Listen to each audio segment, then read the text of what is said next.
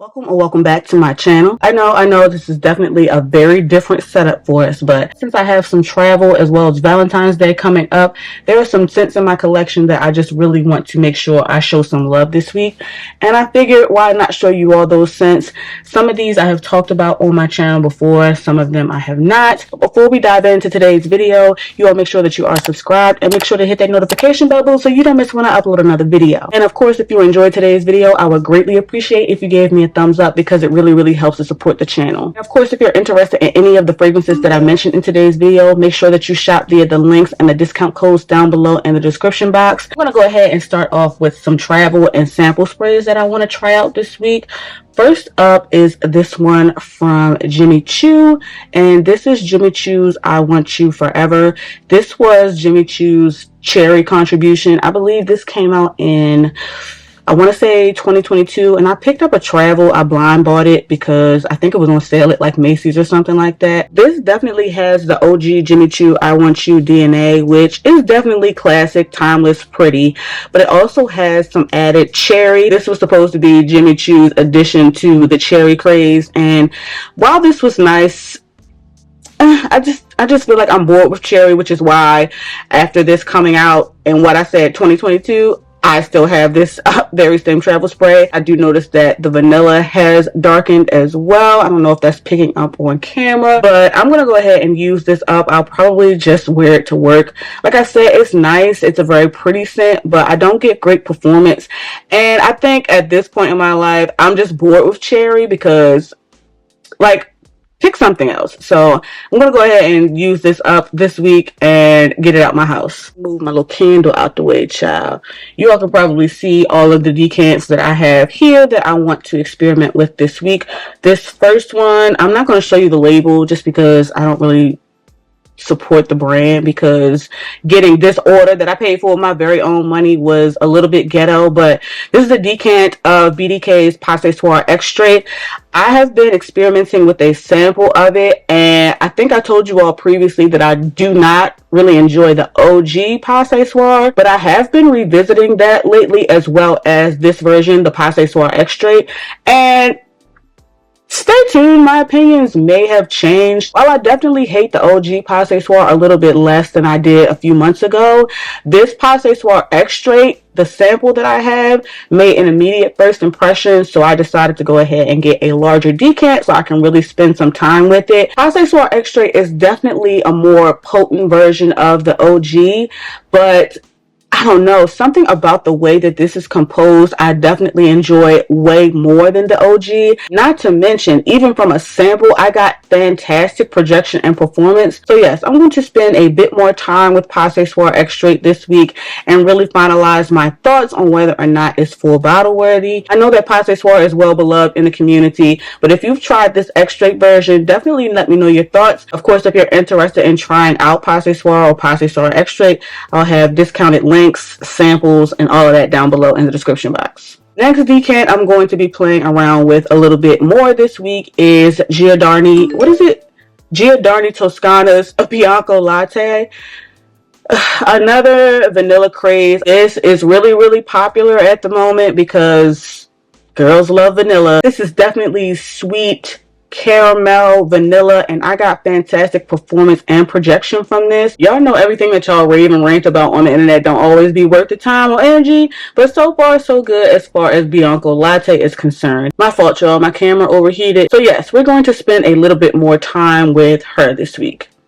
The last decant that I want to spend some time with is this one from Amage, and this is Amage Overture Woman. This is supposed to be a boozy apple stepping out type of scent. So this is one I plan to reach for in the evening during my travel this week. The second I got my nose on this, I knew it would be perfect for a cold, crisp night out in New York City. And that's exactly how I'm planning on wearing it. You all know that I love guidance, but it's time for me to explore a bit more from the house. So we're going to see what Overture Woman is hitting for. So those are a few of the samples that I plan on exploring this week, but let's go ahead and dive into the full bottles. First up is Clean Reserve Skin, which I have definitely mentioned to you all previously on the channel. I told you all I got a full-size bottle. Shout out to Clean Beauty for sending this over. I have talked to you all about skin before on the channel, but I'll definitely go into more detail in a more formal setting in a future video, so stand by for that. But meantime, between time, just know that I have still very much been loving this. During that stretch of illness I had pretty much the entire month of December, I couldn't really smell much, but at least when I reached for this, I knew that I smelled good. You know what I'm saying? If you or someone you know just wants to smell effortlessly good, I do think Clean is having a Valentine's Day promotion, so I'll have links down below in the description box. You can also grab these at Sephora, but they do have limitations on the sizing available at Sephora, FYI, but 10 out of 10 would highly recommend, okay? Another one I plan on revisiting this week is this one from Narciso Rodriguez, and this is Mus Noir Rose for her.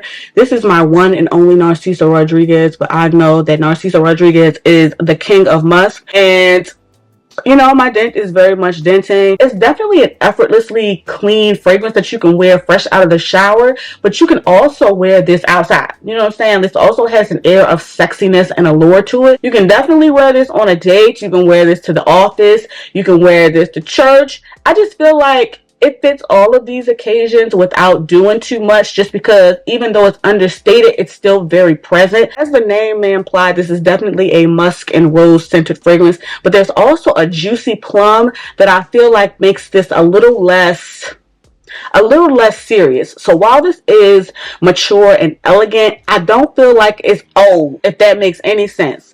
Definitely recommend getting your nose on this. It's well beloved for a reason. I would say if you're a fan of Valentina Donna Born in Roma, you'll probably be a fan of this. They're not at all the same, but I feel like they kind of give similar grown and sexy vibes. Hope that makes sense.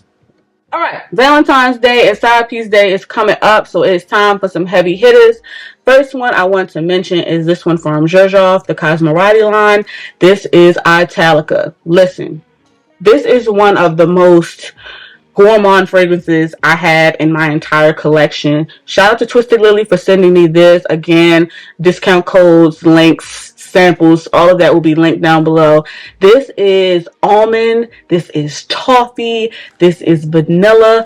It's thick, it's dense, it's sweet, it's creamy. This is a beast mode, room filling, you gonna smell me before I even walk in the room type of fragrance, and I love that for me. Not only does this smell lickable, this also lasts for an eternity on the skin, and on clothing, forget about it. Just go ahead and throw it in the laundry. I told you all in my fragrance personality tag that this is a fragrance in my collection that I absolutely love but hardly reach for. But I have definitely been reaching for this more this winter. I've even been playing around with some layering combos with this fragrance. Listen, if you are into gourmands and do not have Italica in your collection, what are you actually doing?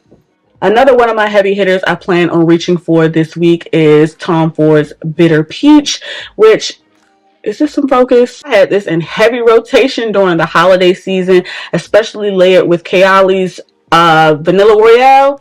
Child, because of how boozy and sweet the peach is in this, I love to wear this in the fall and winter, and I most especially love that this is not one of those Tom Fords that doesn't last. I know Tom Ford gets a lot of flack for not only their pricing but also their performance, but this is one from Tom Ford that I have no issues when it comes to performance, and I don't know if that's just because I've had it for a while or what, but while I feel like most people don't talk about Bitter Peach anymore, she still hits, okay? She do. Definitely get your nose on it. Alright, next heavy hitter I plan on pulling out this week is none other than Navitus Perfumes in collaboration with AI the Great's Ambrosia Imperial.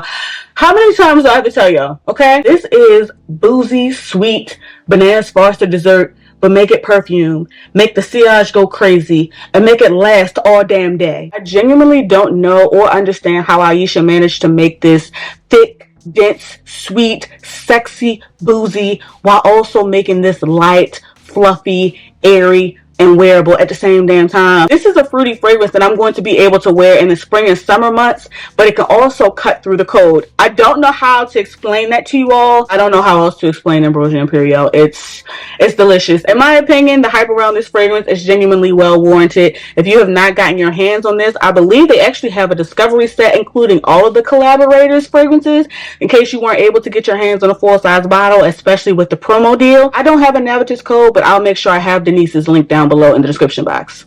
And real ones know that Valentine's Day week was not finna go by without me reaching for Viktor and Rolf's Flower Bomb Nectar. This is my kryptonite for men, okay? This is how I get my way. I know everybody wants to smell like sweet vanilla, but to me, vanilla is boring. And so if I have a vanilla-centered fragrance, it has to have something to it. It has to have a little oomph. This has that little something. This is definitely a vanilla, benzoin, thick, dense, sweet, syrupy fragrance. She's definitely sweet, but there's a gunpowder note in Flower Bomb Nectar that cuts through that sweetness and just gives it a little character. Not only does this have fantastic performance and longevity, but when I say every single time I wear this, I get compliments, especially from men. Of course, this is heavily complimented because it's sweet, but I genuinely think that there's something with that gunpowder note that just makes this extremely irresistible to men. I know y'all love the OG Flower Bomb, and y'all can have it. I'll be over here with Flower Bomb Nectar, okay? So here is a quick overview of all of the fragrances we just discussed that I'll be wearing this week. I'll definitely report back my thoughts. Let me know if you all like this setup, because I can definitely accommodate that and give you all a check-in of sorts of these fragrances after I've worn them this upcoming week. And let me know if you all have tried any of these fragrances as well. And of course, if you are interested in trying them, I will have any available links, any available discount codes, samples, etc. down below in the description box. On your way to watching another video of mine, make sure that you like, share, and subscribe. Thank you all so much for watching. Please, please, please be safe, and I'll catch you in the next one.